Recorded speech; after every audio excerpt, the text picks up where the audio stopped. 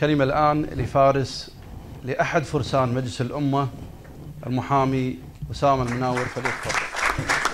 جزاك الله خير. بسم الله والحمد لله والصلاة والسلام على رسول الله. إخواني، يعني أشهد الله أنني أحبكم فيه، جمعني الله وإياكم في دار الكرامة. وأقول يعني على قدر ما كان تواجد وزمالة الدكتور محمد الهطلاني معاي في مجلس الأمة، على قدر ما كانت مهمة جدا، إلا أن اليوم أحرجنا ابن الحلال، ما ترك شيء لو تكلم عنه، فما أعطانا فرصة نتكلم، فجزاه الله خير وسدد الله قوله وخطاه. الشكر موصول لكم إخواني، أنتم من رأيتم الصورة واضحة، أنتم الذين لم يغركم هذه الضوضاء وهذه المشاعر المزيفة، أنتم اللي شفتوا الواقع الحقيقي. البعض قد يكون غره تواجد عدد معين أو عدد أكبر من أفراد القبيلة في هذا المجلس، لكن النجاح في هذا المجلس مو فخر. والنقطة الأخرى، من كان يعتقد أن وصول نواب من القبيلة سيؤدي إلى تولي أفراد القبيلة المناصب وكذا، أنتم شايفين، ما أتكلم عن أعضاء القبيلة نفسهم الممثلين في هذا المجلس، بل الخمسين نائب يكاد أصغر وزير ما يحترمهم ولا في حتى معاملة تمشي، لأنهم الكل يدري والكل مسوي حسابه أن هذا المجلس مؤقت حتى وأن طال 4 سنوات. وهذا أعتقد أنه يعني بعيد عن الواقع وبعيد عن المنطق والمستقبل المنظور، لكن حتى وإن كان سيظل المجلس مؤقت وسيطويه التاريخ ويسقط من صفحاته. قبل أن نبدأ أخواني، احنا يعني استمرينا كعرب ردح من الزمن نقاوم ما هو مكتوب. يعني إذا جينا وقال أحد يا أخي المعلومة الفلانية، رد الآخر قال مكتوبة في الجرايد، يعني إذا كانت مكتوبة في الصحف فهي معلومة صحيحة. للأسف إلى أن يعني استوعب الناس أن عادة ما تكون أو غالبا ما تكون الصحف موجهة، هناك أجندات، هناك مصالح، فبدأ الناس ينتبهون. اليوم ما نكاد أن ننفك من هذا الموضوع حتى سقطنا في مشكلة التويتر وباقي وسائل الاتصال الاجتماعي الأخرى. مجرد أن ينكتب شيء في التويتر، الآخرين مباشرة يقول مكتوب في التويتر، وكأن هذا كلام منزل وكأنه كلام حقيقي. يعني أنا أبي أقول تعليقا على اللي سبقوني إلى أخواني الدغباسي والهطلاني على ما أثاروه النواب في خطاباتهم السياسية. اعلموا أخواني أن احنا كنواب في كتلة الأغلبية، أغلبية مجلس 2012، احنا من الطبيعي يكون في بيننا خلافات، لكن كلنا متضامنين، الكل إن شاء الله على قلب واحد وعلى مصلحة واحدة لمصلحة الكويت. خطابات اللي فاتوا أخواني، أنا كنت أحد المتهمين من ضمن ما هم متهمين فيه، وأنا كمحامي أتوقع لهم البراءة اللي اليوم متهمين، لأني أظن من وجهة نظر قانونية أن كلامهم ما كان فيه تطاول، وأنا أعلن تضامني معهم الجميع، بل حتى شباب الحراك اللي ما تجاوزوا، لأننا نعتقد جازمين أن ما كان فيه تطاول أو إساءة على سمو الأمير. تصحيح المسار السياسي، هذا العنوان اللي انتم اخترتوه حق هذه الندوة. هل المسار معوج؟ هل نمشي في طريق مظلم؟ طيب، هل الحكومة تعلم هذا الشيء؟ ولا الحكومة تعتقد أن مجراها ومسارها صحيح؟ لا، الحكومة تعلم أنها خاطئة ومصرة على هذا المسار. الحكومة ما جاءت إخواني في مسألة مرسوم الصوت الواحد، وضعت هذا المرسوم وانتهينا وتتقبل وتنتظر من الشعب أن يكون هذا أمر واقع. لا، الحكومة قامت بحزمة، باكج كامل من القمع واستيراد أدوات القمع والتجسس، وكذلك قمع وسائل وقنوات الإعلام، بعض قنوات الإعلام المحترمة، ومصادرتها أو غلقها بالقانون من وجهة نظرهم القانونية اللي يعتقدون أنها قانونية. فهي يعني علشان تكون الصورة كاملة لازم نعرف شو اللي قاعد يصير. هذا وزير الداخلية ما أخفى أنه راح لبريطانيا وتعاقد على 1 أو 2 مليار جنيه استرليني على أدوات، منها أدوات تجسس أو أدوات قمع أو غيرها. اليوم المطلوب منا إحنا أن خلاص يا جماعة، أنتم ايش تبون في الكلام اللي قاعد يصير؟ خلاص، هذه الحكومة وهذا المجلس الناس شاركوا تقريبا وصلوا 40%، وفي المقابلات تتكلم. أنت كلمت، هذا السجن مو مشكلة، بعدين تطلع براءة ما في مشكلة، لكن صوموا ولا تتكلموا، إن الكلام محرم، ناموا ولا تستيقظوا، ما فاز إلا النوم. يبون شعب خامل، شعب جبان، شعب نوام، وهذه صفات ما تأتي على الكويتي، يعني صفات ما هي من شخصية المواطن الكويتي أو الشاب الكويتي أو الرجل الكويتي. احنا لسنا أفضل من غيرنا. أنا أكاد أتفق مع كل شيء قال الأخ علي الدغباسي إلا في شيء واحد، يقول احنا من 50 سنة نتنفس الحرية. لا، من نشأة الكويت ونحن للأسرة أنداد، لسنا تبع أو عبيد. احنا مع الأسرة باتفاق، أتوا على أن يكون لهم الحكم ويكون عليهم المشورة لنا، ويكون قضاء الأمر بعد الله لنا كشعب. تبلورت هذه المسائل في أكثر من موضع في سنة 21 في سنة 38 إلى أن أخذت وضعها الحالي. فهذا الدستور الذي هو الحد الأدنى لحقوق الشعب الكويتي ليس منتهى الآمال، بل هذا هو الحد الأدنى. حتى هذا الحد الأدنى استكثروا على الشعب الكويتي ويطالبون منا أن نسكت.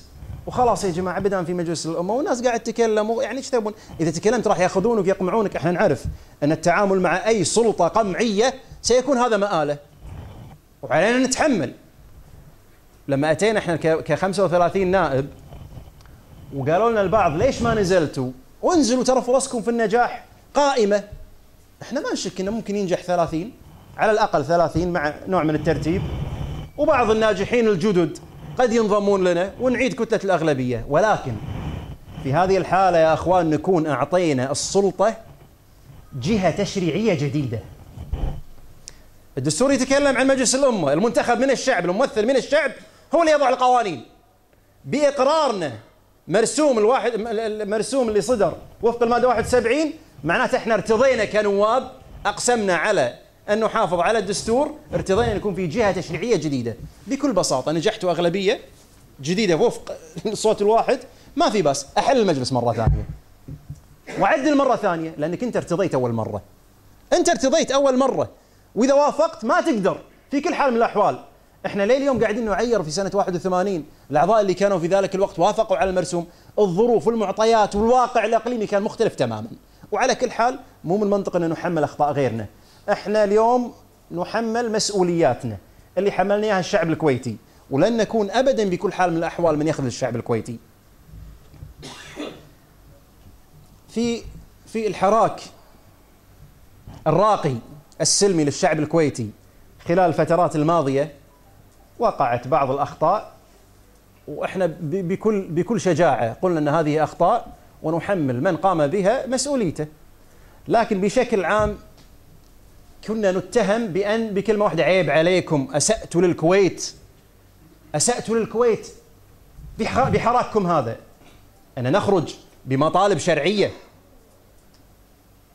وبصوت واضح من بعيد عن السرادي وبعيد عن الأبواب المغلقة ونرفع أصواتنا ونرفع لافتاتنا، هذا نكون أسأنا للكويت؟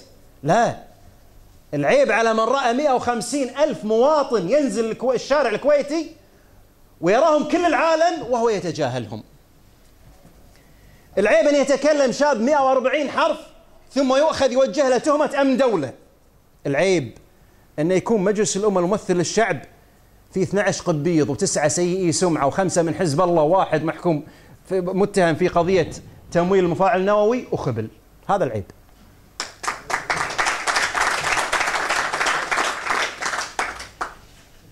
إخواني، أنا سبقني الأخ الفاضل الدكتور محمد الهطلاني بكلمة أعددتها، لكن قالها وهي واضح أنها من توجه للأغلبية.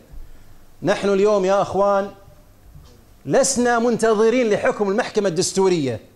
أنا كقانوني أفهم ما حصل في حكم المحكمة الدستورية، بأن المربية الفاضلة اللي قدمت الطعن على الدائرة الثالثة، والمحكمة الدستورية للأسف تجاوزت الطلبات وعدت على المجلس بالكامل وأبطلته. عادة يا أخوان في الطلبات أمام المحاكم لا تتجاوز المحكمة بأي حال من الأحوال على هذه الطلبات، لكن المحكمة تعدت إلى ذلك، ثم جاءت وفسرت موضوع الدائرة الواحدة دون أن يطلب منها. الحكومة تكلمت عن شيء واحد في تقديمها، قالت هل الدوائر تمثل عدالة أو لا، أو توزيع الدوائر الحالي، بغرض أنها تريد أن تعدل الدوائر. المحكمة قالت لها هذا مسألة مقتصرة على مجلس الأمة، هذه المسألة مقتصرة على مجلس الأمة. أما موضوع الدائرة الواحدة فهو يخالف ما جاء النص فيه أن تحدد الدوائر بموجب قانون، والمعنى هنا على دوائر. طيب منو سألكم يا المحكمة الدستورية؟ مع احترامنا لشخوصها، لكن كان هذا تجاوز خطير. اليوم أنا لما كنت أسأل ايش رايك في نص المادة 81 اللي على ضوء قامت الحكومة وقدمته، أنا كنت أقول المادة 81 اقتصرت فقط على 4 كلمات، مادة كلها في 81 في الدستور بس 4 كلمات، تحدد الدوائر بموجب قانون. خلاص الموضوع محسوم من ناحية قانونية. تكلم عن قانون، القانون ما يصير لمجلس الأمة، ما يكون بتشريع بمرسوم. وجاء فعلا هذا الحكم مثل ما أنا تصورته. أنا أقول تفسير المادة 71 أكثر وضوحا من المادة 81. قال لك إذا حدث، بس وقف عند هذه، مو كلمتين ترى، أداة شرط وكلمة. إذا حدث يستوجب صدور أي مرسوم أن يحدث شيء. ما الذي حدث؟ ما حدث شيء، بل خلنا نكمل فيما بين أدوار الانعقاد وفترة حل المجلس. طيب هذا ما صدر يا جماعة، لا في فترة حل المجلس ولا في أدوار الانعقاد، هذا صدر في 2008، الحكومة هي اللي قدمته. يعني من ناحية قانونية يا أخوان، هذا خريج اللي ما كمل حقوق ودرس في أولى حقوق واكتفى بذلك، درس مادة القانون الدستوري، سيكتفي بالفهم. لكن الله أعلم شنو راح تصدر الحكم من المحكمة الدستورية. يمكن يأتينا واحد قبل حكم المحكمة بأسبوع ويخبرنا مثل ما كان في منجمين قبل أخبرونا عن مسألة البطلان، الله أعلم. أنا أقول تحرككم إن شاء الله مبروك، وإحنا معاكم، إحنا أتكلم عن ممثلي طبعا ممثلي الكويت في المجلس، وكذلك نفخر بانتسابنا لهذه القبيلة الكريمة. لما دعيتونا كلنا حضرنا، لأن احنا نعتقد أن تحرككم هادف وتحرككم يراد في مصلحة الكويت أولا وأخيرا، وسيروا بإذن الله احنا معاكم، وجزاكم الله عنا خير. السلام عليكم.